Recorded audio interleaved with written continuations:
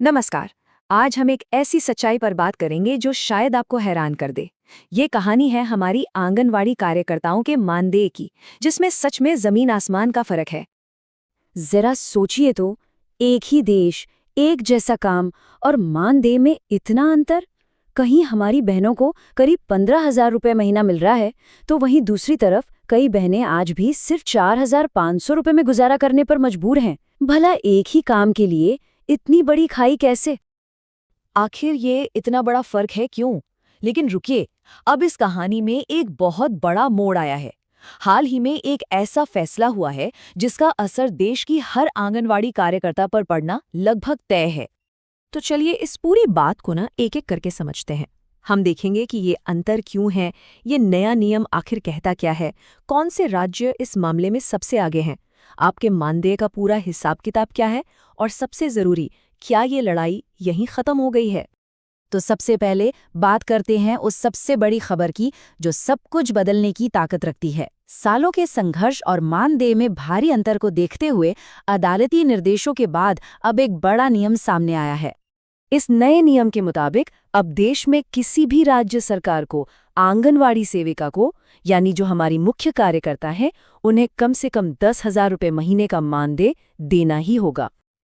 और जो हमारी आंगनबाड़ी सहायिका बहनें हैं, उन्हें कम से कम 5,500 रुपये महीने का मानदेय देना अब अनिवार्य होगा।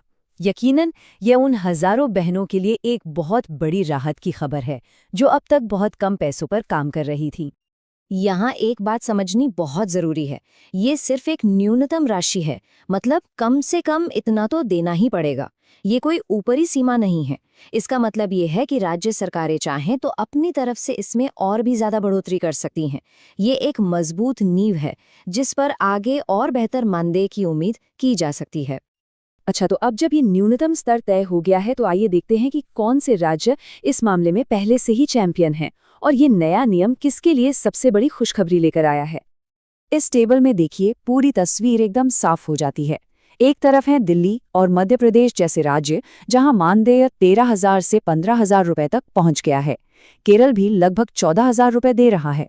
वहीं दूसरी तरफ उत्तर प्रदेश और असम जैसे राज्य अब तक काफी पीछे चल रहे थे।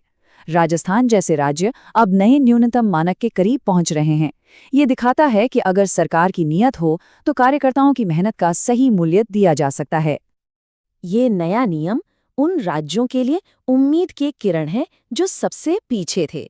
अब बिहार, नागालैंड और असम जैसे राज्यों पर जबरदस्त दबाव है कि वो अपनी बहनों का मानदेय बढ़ाएं ताकि वे कम से कम इस राष्ट्रीय न्यूनतम स्तर तक तो पहुंच ही सकें। लेकिन सवाल तो वही है कि आखिर मानदेय में इतना फर्क आता ही क्यों है? इसका जवाब छिपा है केंद्र और राज्य सरकार के बीच पैसों के बंटवारे के गणित में। देखिए, आपको जो कुल मानदेय मिलता है ना, वो दो हिस्सों से मिलकर बनता है। एक हिस्सा देती है केंद्र सरकार और दूसरा हिस्सा, जिसे हम टॉप अप भी कहते हैं, वो राज्य सरकार अपनी तरफ से जोड़ती है। तो बस जिन राज्यों ने दिल खोलकर टॉप अप दिया वहां मानदेय ज्यादा हो गया और जहां कम दिया वहां कम रह गया।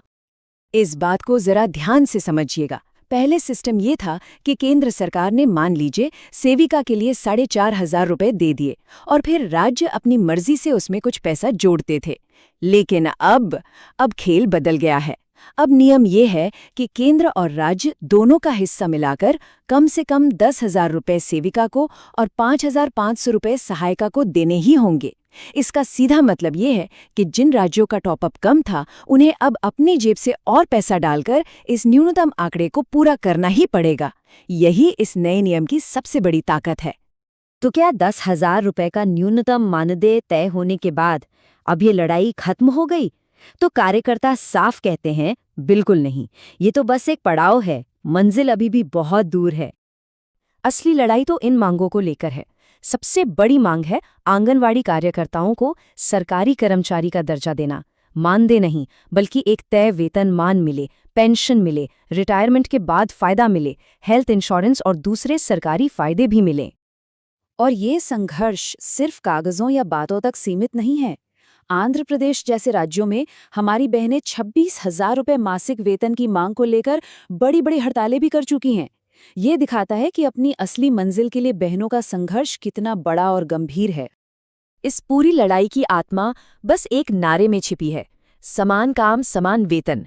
ये सिर्फ एक नारा नहीं है, ये हर कार्यकर्ता के सम्मान और अधिकार की मांग है, जो उनके काम के महत्व को सही पहचान देने की बात करता है। तो चलिए एक बार फटाफट से सारी जरूरी बातें दोहरा लेते हैं।